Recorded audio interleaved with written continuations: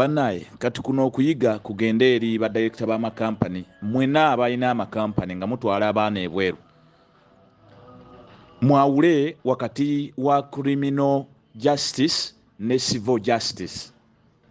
Waliwo ze tuyita civil matters ngezo mwe muli labor related issues. These are all civil related cases that arise during the process of work, the period of work between the employer and the employee.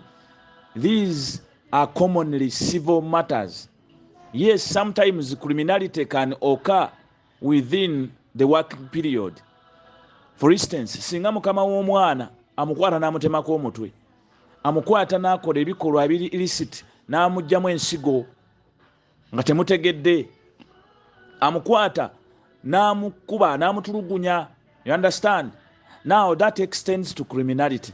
But within the labor relations, wabaawo ekiseera nga kirina disputes, naye nga disputes ezo za kubeera nti omwana ayambibwako buyambi bwa ku resolvinga disputes ezo, so si kubanga kugamba zigenda ne sanction y'ekibonerezo ekiri criminal.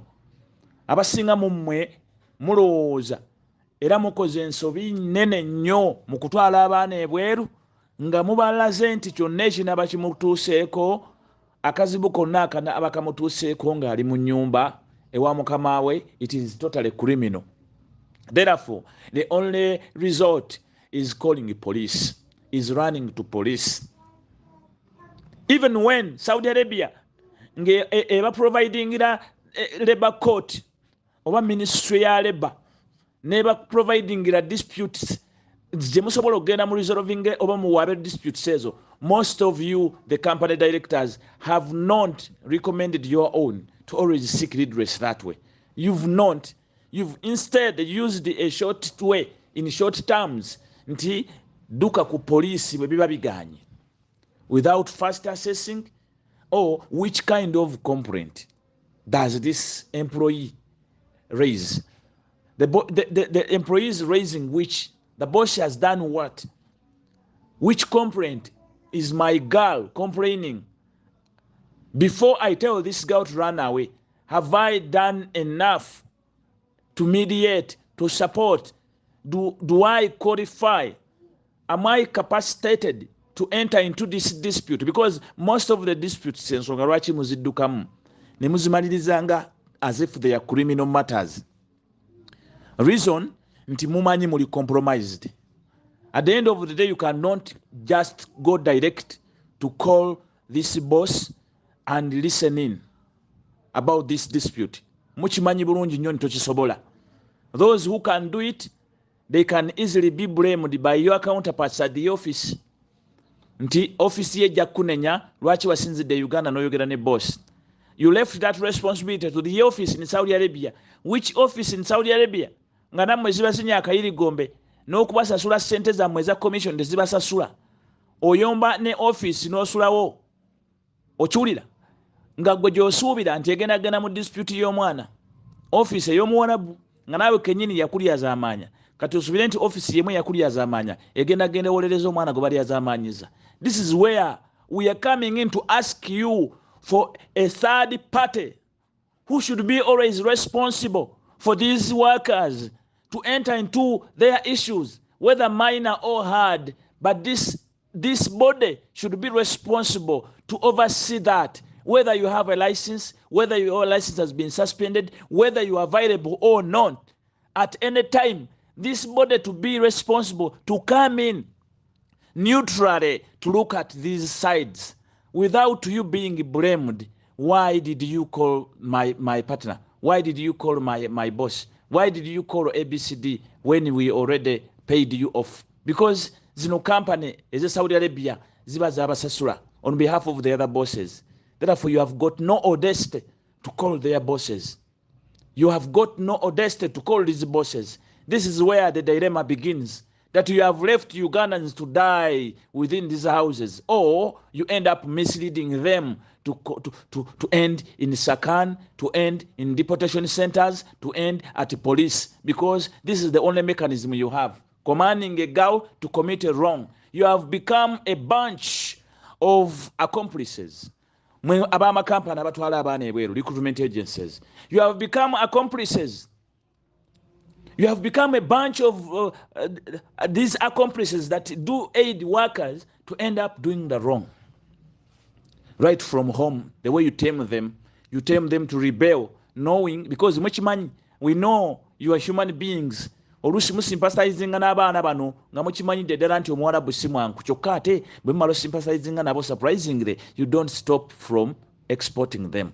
You continue to export them within what you know that you also fear. Now when they reach in that fear, in that horror, you begin now redirecting them to police. A clear gesture to show that indeed you also know that these girls are being tortured. They are being done onto these atrocities. And now you cannot tolerate them. That's why you jump their issues to the police, which police cannot resolve labor disputes. Okujjako ya Saudi Arabia gye mwafuula ekitagasa nti eyingira ne mu civil matters zetalinaako kumanya.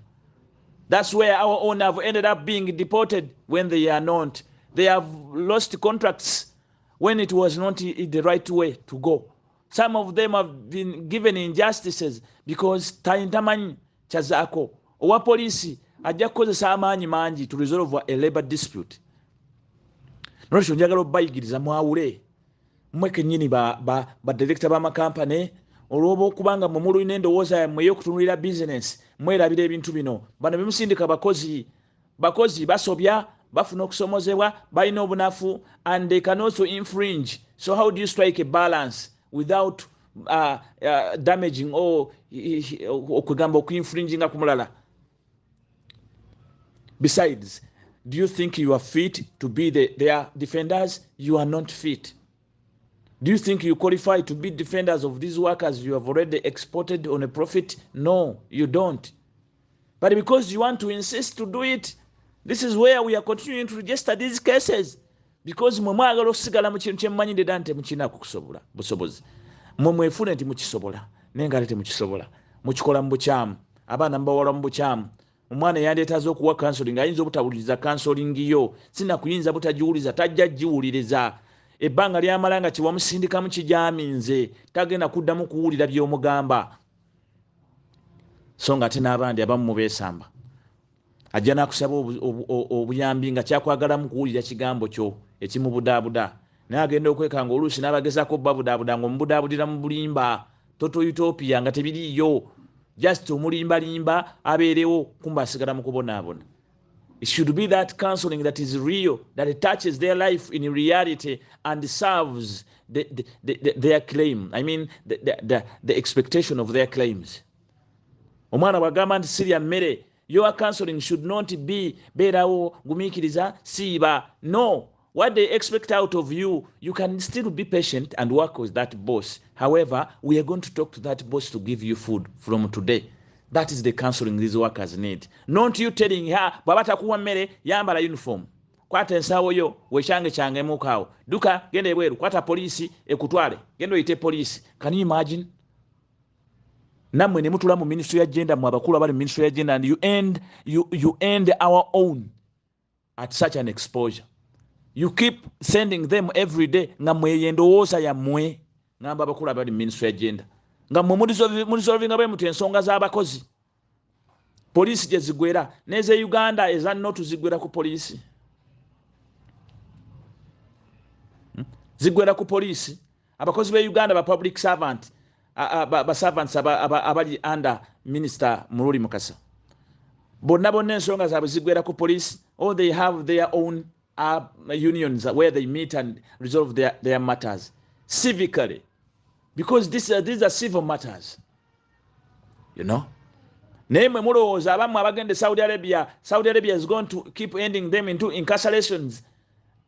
You know, as they lose their rights to fair hearing, their rights to getting employment, to being employed, you know, their rights to the contracts they have already been exposed to.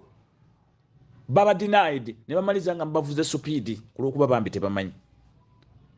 Kasubire buno obubaka abanawulirizaamu munajjambye mujjemu naye mwechekinge mwe buzibu ku industry mwe buzibu mwe kennyini buli omutandika okweyigiriza mu mutwe gwo director nti ensonga z'abakozi zino okwawukana waliwo ezigenda ku poliisi n'ezitagendayo waliwo ezirina kubaako wezikoma oba weziwulirizibwa nga wanjawulo ku poliisi. I hope I'm clear.